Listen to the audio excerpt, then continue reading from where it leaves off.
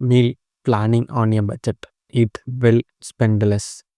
Hey there, and welcome back to Read to Build, the show where we turn everyday money struggles into everyday money wins. Today, we are talking about something every single one of us deals with, no matter where you live, how much you earn, or how big your family is. Food. Because here's the truth, food is one of the few expenses in your budget that you actually control day in, day out. You can't always control your rent, your fuel prices, or your electricity bill, but what goes on your plant, that's entirely up to you. So, whether you are a busy parent, a college student, or someone just trying to stretch your paycheck a little further, this episode is for you. Let's dig into 10 practical real world ways to eat well and spend less, starting right now. Point number one, start with weekly plan, not a wish list. The single biggest reason families overspend on food is not expensive ingredients, it's the absence of a plan. When you walk into a grocery store without a list, you are shopping on impulse, and impulse is expensive. Sit down once a week, even for just 15 minutes, and map out what you actually eat for the next 7 days. Think of it like a business planning, it's production schedule. Nothing gets made without purpose. Let's say example. A family in Manila might plan Monday's dinner around rice and stir fried vegetables, Tuesday around lentils, and Wednesday around leftover chicken turned into soup. This simple habit alone can cut grocery bills by 15 to 20% because you are buying with intention, not emotion. A plan turns eating from a daily improvisation into manageable low stress system. Next, point number two, build meals around what's already cheap and in season. Every region in the world has its own affordable staples, and smart meal planning meals working with them, not against them. Seasonal produce is cheaper because it's abundant and not because it's lower quality. In fact, it's often fresher and more nutritious than out of season alternatives shipped from far away. For instance, in parts of South Asia, mangoes and goats are incredibly cheap in summer, while root vegetables like potatoes and carrots dominate the winter markets. In the US Midwest, sweet corn and spinach flood the market in late summer at rock bottom prices. Building your meals around what's naturally abundant means you are always eating fresh, and you are never paying a premium for scarcity. This single mindset shift connects directly to smarter shopping trips, which we will cover next. Point number three, shop with a list and never on an empty stomach. Once you know your meals for the next week, translate into a strict shopping list and commit to it. Studies on consumer behavior consistently show that hungry shoppers spend more because hunger clouds judgment and triggers impulse buying. Eating a small snack before you shop is a tiny action with a surprisingly large financial payoff. Picture this, a shopper who eats lunch before heading to the market buys exactly what's on their list. Their hungry neighbor shopping right after work comes home with snacks, a bakery treat, and two items they'll never use. Multiply that difference over 52 weeks a year, and you are looking at real savings. Discipline is at the store is really just a discipline that started at home with your work plan. Next, point number four, buy in bulk, but only for what you will actually use.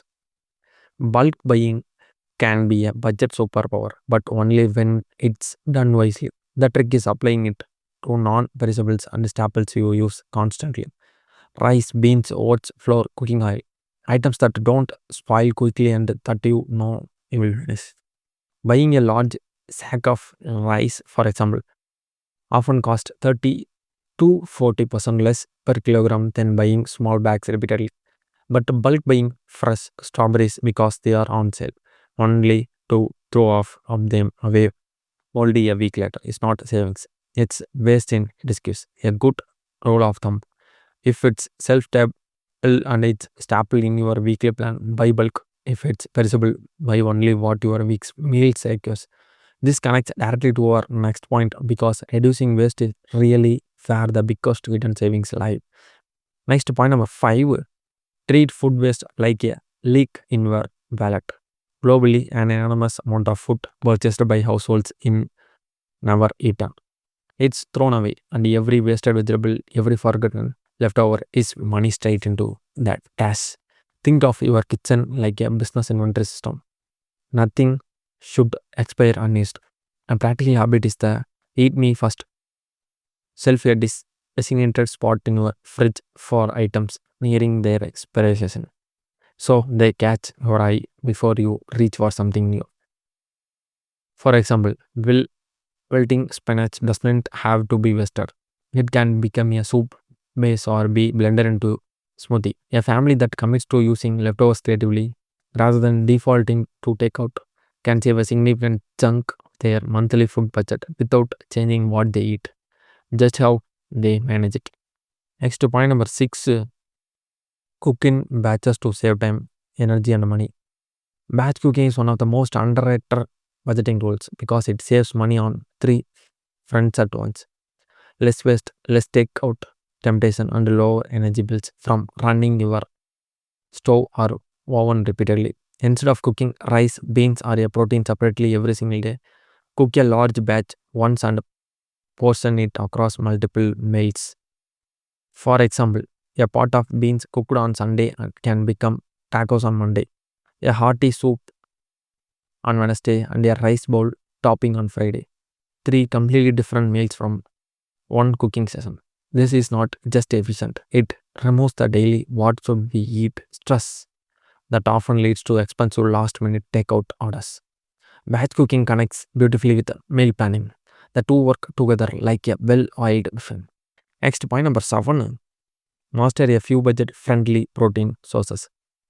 Protein is often the most expensive line item in any grocery bill, but it doesn't have to be.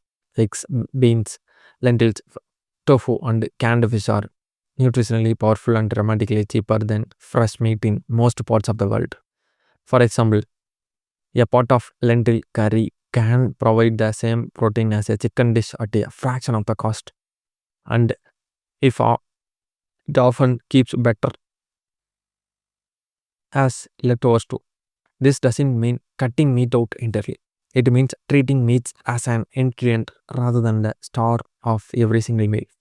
A stir fry with a small amount of chicken bulked up with vegetables and rice stretches that protein across more servings without anyone feeling like they are eating less. Rotating in these budget friendly proteins 2 or 3 times a week can meaningfully lower your overall food spending. Next, point number 8, compare prices, not just brands. Many shoppers unconsciously pay a brand tax, the extra cost attached to a familiar logo rather than the product itself. Store brands and generic labels are frequently made in the very same factories as name brands with nearly identical ingredients. Learning to check the price per unit, per gram, per liter, for 100 grams rather than just the sticker price reveals which option is genuinely cheaper. Let's say example, a larger bottle of cooking oil might look more expensive at first glance, but its price per liter could actually be lower than a smaller glacier bottle. This habit takes less than 10 seconds per item once you are used to it. Yet it compounds into meaningful savings across dozens of products every single shopping trip. Smart comparison shopping is really just smart math applied consistently. Next, point number 9, involve the whole family in the process. Budget friendly eating works best when it's not one person's silent burden. It becomes sustainable when the whole household understands that participates in it. Children who help pick vegetables at the market or partners who help plan the weekly menu are far more likely to actually eat what's been planned rather than requesting expensive alternatives later. For example, a family that turns Sunday planning into shared quarter-hour activity, kids included, often finds that everyone becomes more invested in finishing meals rather than wasting them. This also builds financial literacy early, teaching children that food choices are connected to many choices. A household working as a team on this goal will always outperform the one person trying to manage it alone. Next, point number 10, track your spending to see the real impact. Finally, the step that ties everything together, tracking. You can't manage what you don't measure. and food budgeting is no exception. Keeping a simple log, even a basic notebook or a free phone app, showing what you spent on groceries each week creates awareness that naturally curbs overspending. Let's say example, a household that tracks spending for just 1 month often discovers surprising leaks like frequent small snack purchases or an expensive habit they didn't realize was adding up. Once you can see the pattern, you can act on it. Tracking transforms all 9 previous strategies from good intentions into measurable lasting results, and that feedback loop is what turns budget friendly eating into a permanent habit rather than a temporary fix.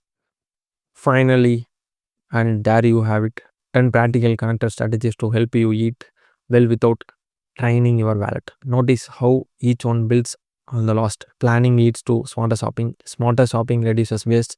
Reducing waste supports batch cooking, and tracking ties the whole system together into something sustainable. The beautiful thing about budget friendly eating is that it's not about deprivation, it's about intention. Small consistent choices repeated week after week add up on to real financial freedom over time. If this episode helped you see your kitchen and your grocery list a little differently, share it with someone who could use it too. This has been Read to Build, helping you build wealth one small decision at a time. Until next episode, eat well, spend wisely, and we will see you soon. Thank you.